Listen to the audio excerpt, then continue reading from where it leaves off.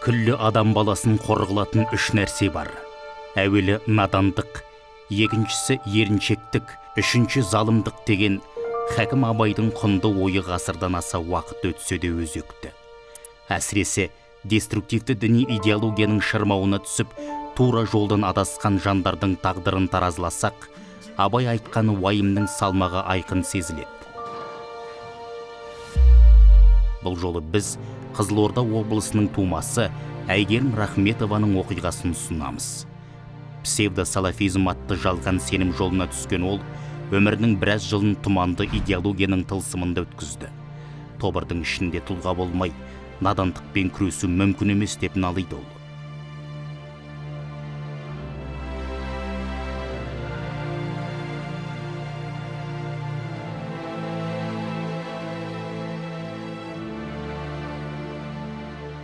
Күйеуімді мүлдем көрген емеспін.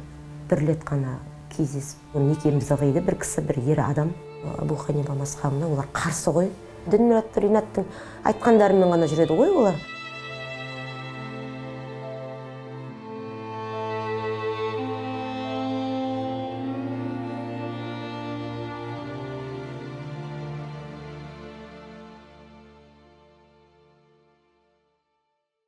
Мамам мен 8 оқып жүргенде қайтыс болған. Папам бір жағдайлардың бірге сотталып кетті да. Сосын әжеме атаң қолында өстік. 11-ден кейін педколледжге түстім.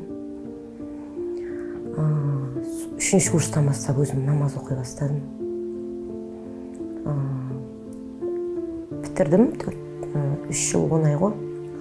Информатика мамандығын бітірдім. Күйеуімді мүлдем көрген емеспін. Сұңқар деген бір магазин болды, сол жерде көрдім. Осы жігіт деп көрсетті. О кісіге де мені көрсеткен сыртымнан. Сөйтіп, бір-екі ауыз сөз сөйледі, сонда номерімізді алдық. Келесі жұма о кісімен некемді үйлендім. Некемізді қиды бір кісі. Кетіп баратқан кезде үйдегілер ренжіді ғой маған. Қатты ренжіп, 1 жылға дейін үйге келген емес. Өткен жағдай, мен позор қылдың деген сияқты жаңағыдай артымнан жаңағы бет ашылмаған қызсың, неғыппындай қалың мал беріп, құлағыңа сырға салып алып кетпеді хотя бы деп ше. Құлағыңа ең болмаған сырға салмады деп. Мен некемді қиғаннан кейін, бір аптадан кейін ба, таң намазға тұрып жүрдік қой енді. Қол жайған кезде күйеуім қол жаймай-ақ қой, қол жаю міндетті емес дегеннен бастап күдіктене бастадым мен күйеуімнен. Досы болды, бауыржан айтмай. Емен ба, сияқтама білім алып кеп, сол кісі екеуі көп араласатын тұғын. Қанша бірнеше жыл сияқта болды, келді кейіннен. Сөйтіп келгеннен кейін мен күйеуім жаңағы кісі келді деп, білім алып келді деп, үйге шақырып қонаққа аптасына 2-3 рет келіп, сол жаңағы сабақ өтіп, не істейтін тұғын. Енді әлі күнде естимін ғой, ол кісі сөйтіп сабақ береді екен, әлі жаңағы бауырларға деп ше. Өздерің ұстанып жүргендерін дұрыс деп санайды ғой. Басқалар дұрыс емес. Мысалы үшін қанша айтсаң да өзінікі дұрыс қылады. Біз тура жолда, біз олар дұрыс емес деп.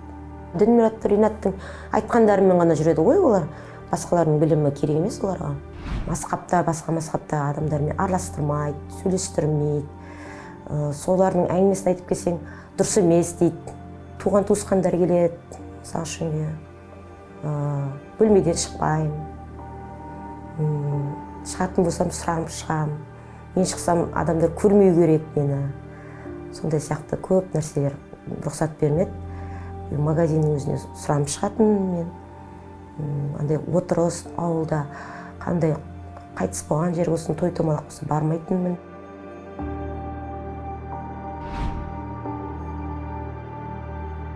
Сұрақ қоя бастасам, жамағат қыз сестраларымен, бауырларын үйіне апарып, біліміңді көбейт деген сияқты, осылардан уағыз тыңда деген сияқты апаратын ол.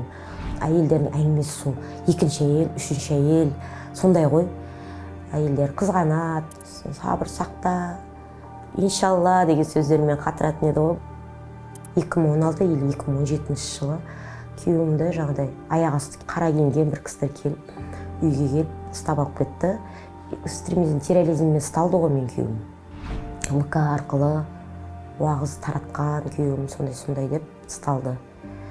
Соны условно алып шықты, бірақ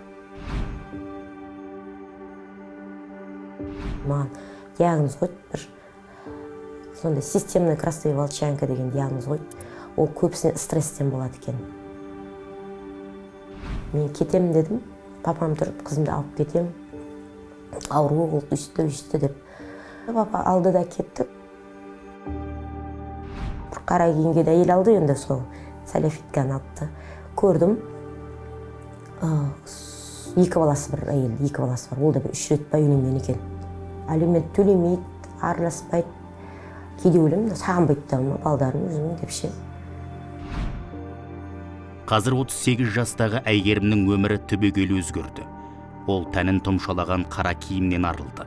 Санасын торлаған радикалды вирустан айықты. Жұмысқа тұрып, біліктілігін шыңдауда.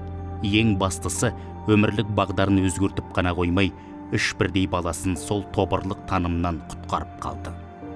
Именно араласқан сәләфеттердің нелерін, енді қателіктерімді біліп, бәрін неғып атырым, дұрыс жолда жүрмегенімді білдім. Бала шағамды кружоктарға беріп, жарыстарға барып, көз ашылып балдарының да